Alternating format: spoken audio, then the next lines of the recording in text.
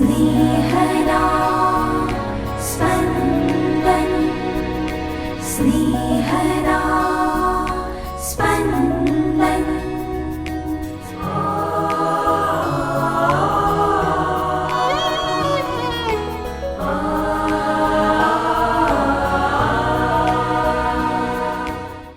સામાન્ય કાર્ડના 19મા અઠવાડિયાનો સોમવાર. ધર્મસભા આજે સંત ક્લારાનું પર્વ ઉજવે છે. ઈશ્વરના જીવતા જાગતા મંદિર જેવા પ્રભુ ઈસુને મંદિરનો વેરો ભરવાની કોઈ જરૂર ન હોવા છતાં ઈસુ નિયમ પાડી વેરો ભરે છે. હું નિયમ અને કાયદા કાનૂન પાડું છું કે છટકબારીઓ શોધું છું? સાંભળીએ સંત માથીકૃત શુભ સંદેશ, અધ્યાય 17, કડી 22-27. તેઓ ગાલિલમાં સાથે ફરતા હતા એ અરસામાં ઈસુએ શિષ્યોને કહ્યું, માનવ પુત્રને માનવીઓના હાથમાં સોંપી દેવામાં આવનાર છે અને તેઓ તેનો વધ કરશે. ત્યાર પછી ત્રીજે દિવસે તે પાછો સજીવન થશે. આથી શિષ્યો ખૂબ ખિન્ન થઈ ગયા. તેઓ કફરનહૂમ આવ્યા એટલે મંદિરનો વેરો ઉઘરાવનારાઓએ પીતર પાસે આવીને કહ્યું, તમારા ગુરુ મંદિરનો વેરો નથી ભરતા?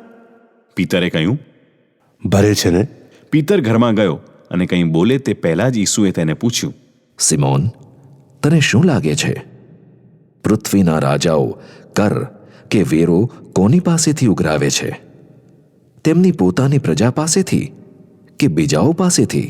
પીતરે કહ્યું, બીજાઓ પાસેથી. એટલે ઈસુએ કહ્યું, તો પ્રજાને મુક્તિ છે, છતાં આપણે એ લોકોને દુભવવા નથી ઈચ્છતા. એટલે તું સરોવર પર જઈને ગલ નાખ અને જે પહેલી માછલી પકડાય તેનું મોઢું ઉઘાડજે, એટલે તને તેમાંથી એક રૂપાનો સિક્કો મળશે. તે લઈને તું તારો અને મારો વેરો એ લોકોને ભરી દેજે. स्नेहदा स्पन्दन स्पन्दन। ઈસુ પોતાને માટે એક શબ્દ વાપરે છે, માનવ પુત્ર. અન્ય કોઈ ઈસુ માટે માનવ પુત્ર શબ્દ વાપરતું નથી. ફક્ત ઈસુ જ પોતાને માટે આ શબ્દ ઉપયોગમાં લે છે. માનવ પુત્ર શબ્દ દ્વારા ઈસુ પોતાના માનવીપણાને, મહાવ્યથાને, મરણને લોકો સમક્ષ ભારપૂર્વક રજૂ કરે છે. ઈસુની મહાવ્યથા અને મરણ એ આકસ્મિક બનનાર બનાવ નથી, પણ પ્રભુની યોજના છે. મૃત્યુ એ છેલ્લો શબ્દ નથી, પરંતુ પુનરુત્થાન છેલ્લો શબ્દ છે. ઈસુ ઈશ્વર હોવાથી પોતાનું ભાવિ જાણે છે. એ પ્રભુની યોજના છે, માટે ઈસુએ યોજના પડતી મૂકીને નાસી જતા નથી. આપણે પણ જાણીએ છીએ કે એક દિવસ આપણે મૃત્યુ પામવાના જ છીએ.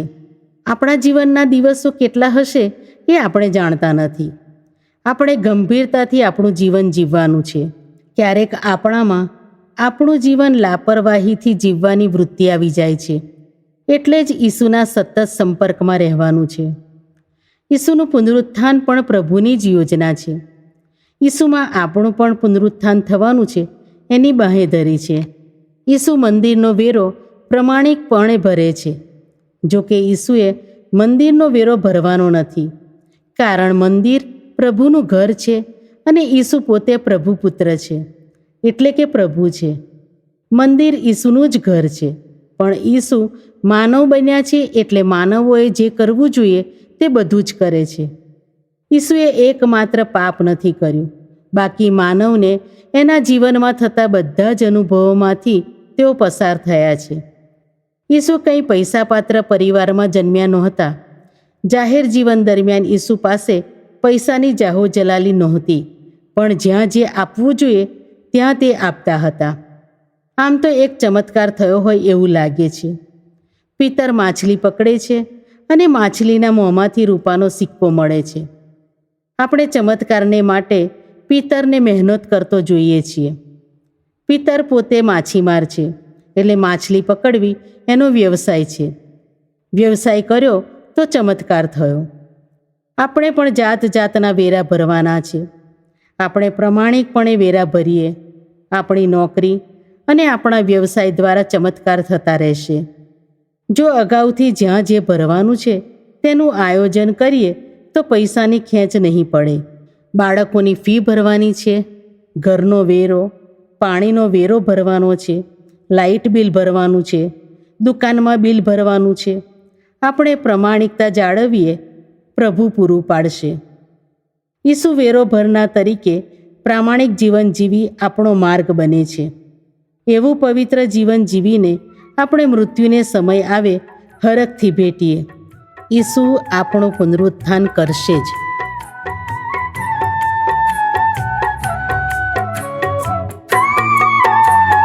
પરમ સુખી છે જેમનો વિશુદ્ધ જીવન પંથ, જેઓ ચાલે છે સદા પ્રભુ નિયમને પંથ, પ્રભુ નિયમને પંથ. પરમ સુખી જે જેમનો વિશુદ્ધ જીવન પંથ, જેઓ ચાલે છે સદા પ્રભુ નિયમને પંથ, પ્રભુ નિયમને પંથ.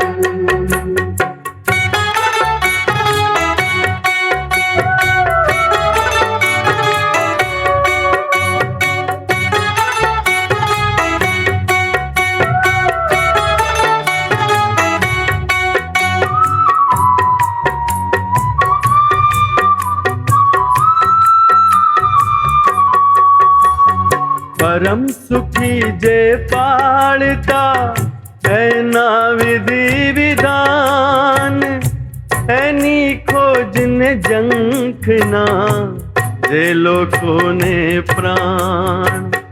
હે પ્રભુ તે તો દીધા અમને તુજ આદેશ, હોશે હોશે પાળીએ તારો એ ઉપદેશ, તારો એ ઉપદેશ.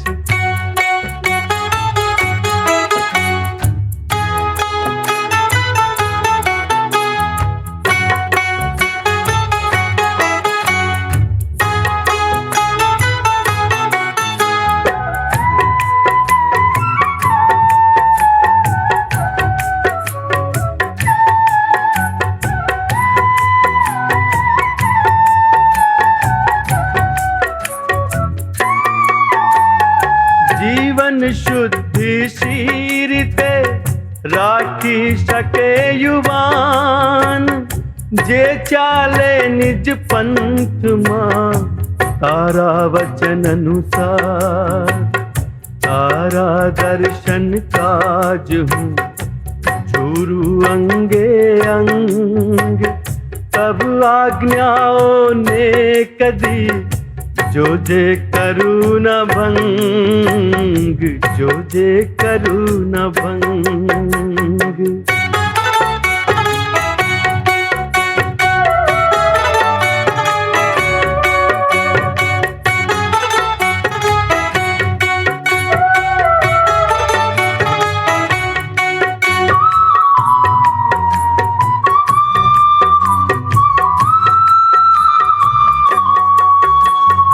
આ દુનિયામાં હું રહ્યો બે દિનો મહેમાન, તારી આજ્ઞાઓથી તું રાખ મને ન અજાન.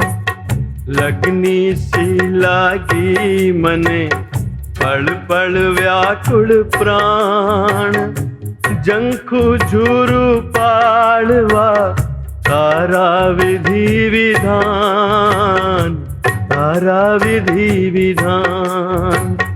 પરમ સુખી છે જેમનો વિશુદ્ધ જીવન પંથ, જેઓ ચાલે છે સદા પ્રભુ નિયમને પંથ, પ્રભુ નિયમને પંથ. જેઓ ચાલે છે સદા પ્રભુ નિયમને પંથ, પ્રભુ નિયમને પંથ.